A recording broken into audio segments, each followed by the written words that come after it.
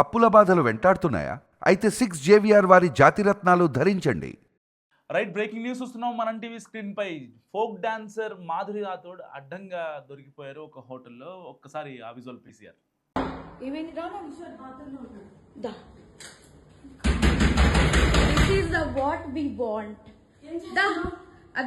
ఇది నీకోసమే మేము వచ్చాం. యాక్చువల్లీ పెళ్ళైన దొరకడా? ఇంక ఎవరు దొరకలా నీకు? బిడ్డ మీద ప్రేమ లేదా రే? చూడు విశాల్ విశాల్ విశాల్, ఇదిగో ఈ అమ్మాయి ఉన్నారు ఇద్దరు. ఏం మాట్లాడతావు చిన్న కొడుకుని పెట్టుకొని? రే దాన్ని చొప్పట్టు, దాన్ని చొప్ప. విశాల్ ఇదిగో ఇదే అది ఈ ఇదిగో ఈ కొడుకుని వదిలేసి చెప్తున్నాడు. ఏంట్రా అది దీనికోసం రా వచ్చింది. రే 10 మంది వెళ్తుంది రా. అది ఏంట్రా? ఇదిగో ఈడ అసిస్టెంట్, ఈయన అసిస్టెంట్.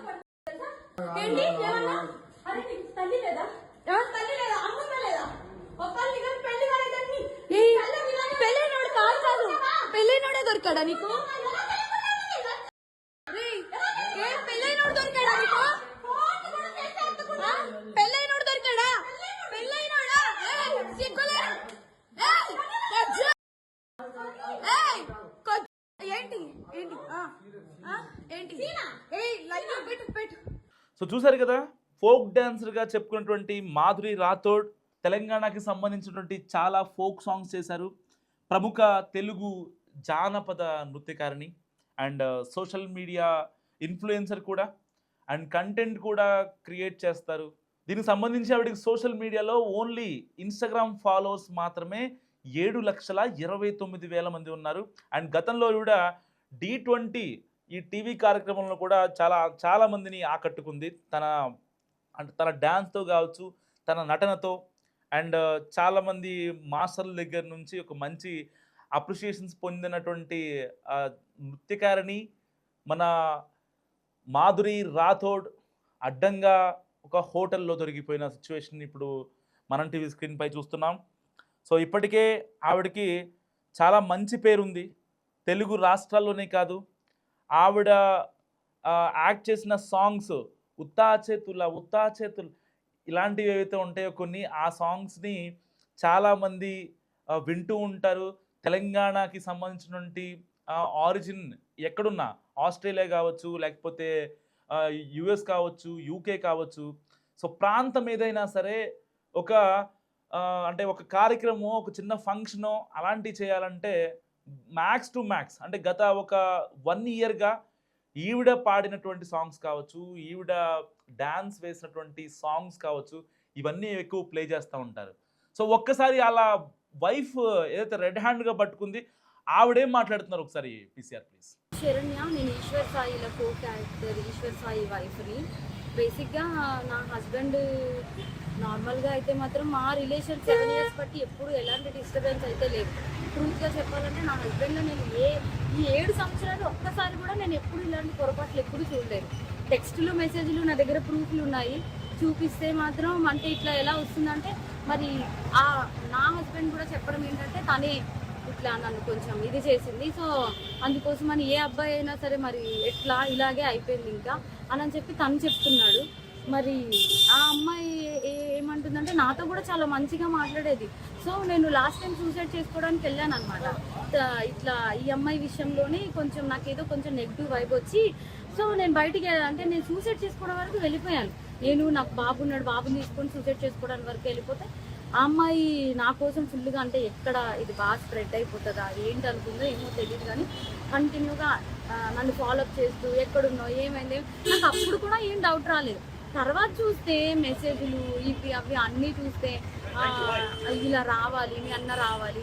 మెయిన్ వాళ్ళిద్దరికి కలిపి ఒక ఆయన ఉన్నాడు, ఆయన రిత్విక్ అని చెప్పి, వాళ్ళిద్దరు మీడియేటర్, అబ్బాయి పర్సనల్ అసిస్టెంట్ ఇద్దరికి. సో అసలు ఆ అబ్బాయి ఫోన్లో ఎన్ని టెక్స్టులు ఇవన్నీ బ్యాకప్ చేసి చూస్తే అసలు చాలా ఇదిగా ఉంది. సో నేనైతే మాత్రం కోరుకునేది ఏంటంటే నా హస్బెండ్ అయితే తప్పైపోయింది, నాకు ఒక ఛాన్స్ అయితే ఇవ్వు అని చెప్పి ఆయన చెప్తున్నారు. కానీ ఆ అమ్మాయి నుండి ఎప్పుడు నేను ఏం ఫేస్ చేస్తానో తెలీదు.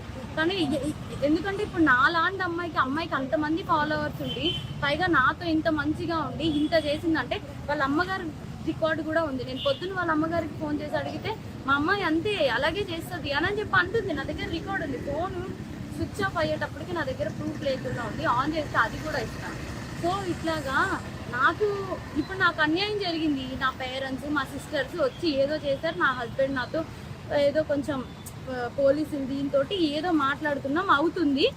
ఇప్పుడు నాలాంటి అమ్మాయి ఒకవేళ వేరే ఒక అమ్మాయి ఎవరైనా దొరికింది అనుకోండి, అమ్మాయి ఇదే స్ట్రెస్ తట్టుకోలేక సూసైడ్ వరకు వెళ్తే ఎంత ప్రాబ్లం. నేను ఇది ఒక్కటే ఆలోచిస్తున్నా. ఎవరైనా సూసైడ్ వరకు వెళ్ళారు అనుకోండి, అప్పుడు ఎంత ప్రాబ్లం ఉంటుంది. అమ్మాయికి తెలుసు నాకు బాబుని కొనేటప్పుడు నేను ఎంత డిస్టర్బ్ అయ్యాను, చాలా హెల్త్ ప్రాబ్లమ్స్ ఎలా వచ్చాయి అమ్మాయికి అన్నీ తెలుసు. ఒక ఆడపిల్ల అయ్యి ఇంకో ఆడపిల్లకి అంత త్వరగా ఎలా మోసం చేస్తుంది. అది కూడా నా పక్కనే ఉండి మళ్ళీ ఈశ్వర్ నిన్ను మోసం చేయట్లేదు, నేను అలాగా నీకోసం ఏడుచు ఇంత చేస్తూ నా హస్బెండ్తో అసలు అది ఎట్లా ఉండగలుగుతాను. నా హస్బెండ్కి డ్రింకింగ్ హ్యాబిట్ కూడా లేదు, అలాంటి తను డ్రింక్ కూడా చేయించారంటే అసలు నాకైతే అర్థం కావట్లేదు. అసలు ఈ ఫోక్ ఇండస్ట్రీ అంటే నేను చాలా ఈయనకి మంచి వాళ్ళందరూ చాలా మంది మాట్లాడుతుంటే అబ్బా చాలా ఇట్లా ఉంటుంది అట్లా ఉంటుంది అనుకున్నా కానీ ఇంత అన్యాయం నా వెనక ఇలా జరుగుతుంది అని చెప్పి నేను ఎప్పుడైతే అనుకోలేదు. నెక్స్ట్ ఇదేంటంటే ఇట్లాంటి అమ్మాయిని మాత్రం అసలు ఫోక్లోకి వీటిల్లోకి ఎంకరేజ్ చేయకూడదు. ఎందుకంటే ఇప్పుడు నా హస్బెండ్కి జరిగింది, రేపు అన్న రోజు ఇంకో హస్బెండ్ వాళ్ళ అమ్మగారే చెప్తున్నారు కదా డైరెక్ట్గా మా అమ్మాయి అంతే అని చెప్పి.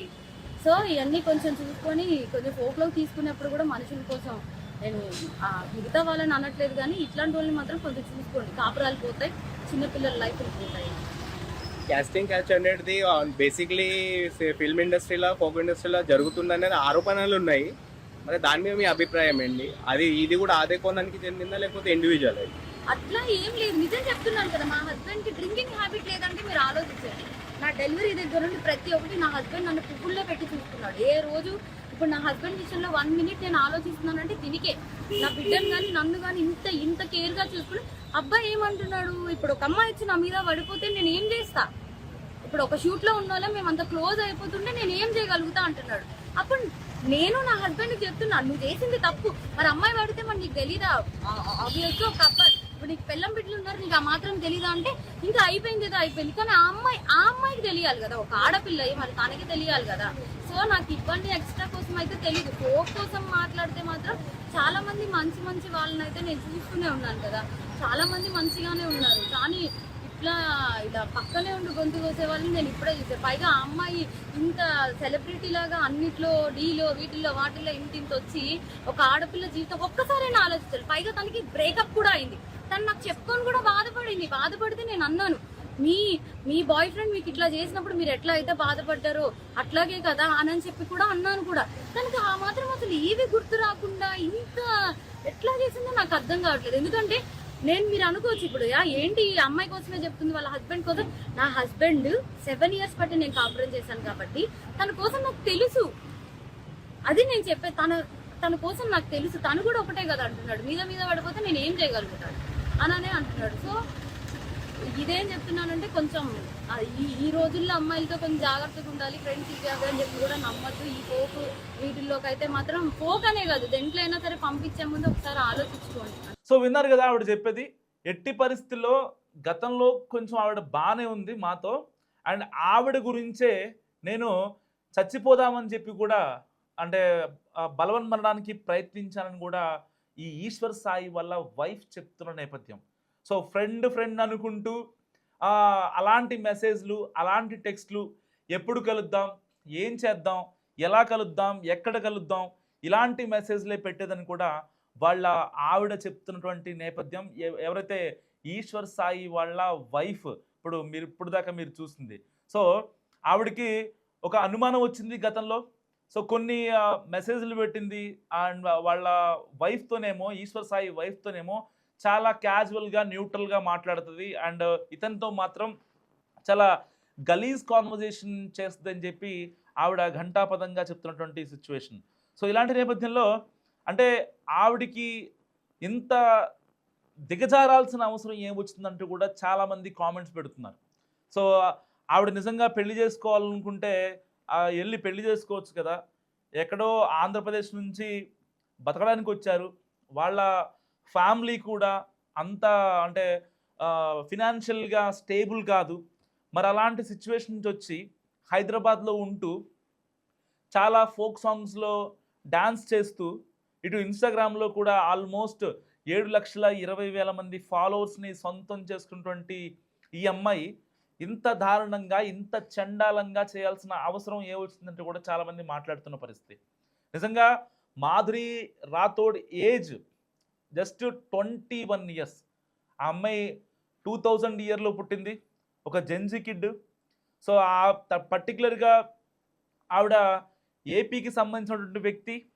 సో ఇలాంటి నేపథ్యంలో ఒక ఫ్యామిలీ కూడా తనకుంది, అమ్మ నాన్న ఉన్నారు.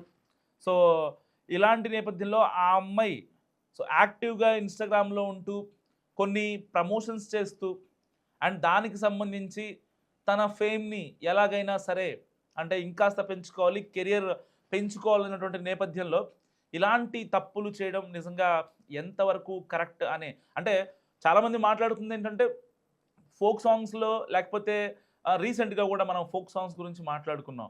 ఎందుకంటే ఒక influencer, social media influencer folk సాంగ్కి వెళ్ళాలన్నా సరే కమిట్మెంట్ అడుగుతారు అనేటువంటి నేపథ్యంలో ఇప్పుడు ఈవిడ చేసిన అరాచకం ఏదైతే ఉందో ఇది బయటికి రావడంతో సో ఇంకా ఆవిడ ఏదైతే నెక్స్ట్ కెరియర్ ఏంటి అనే సందర్భం కూడా చాలామంది మాట్లాడుతున్నారు.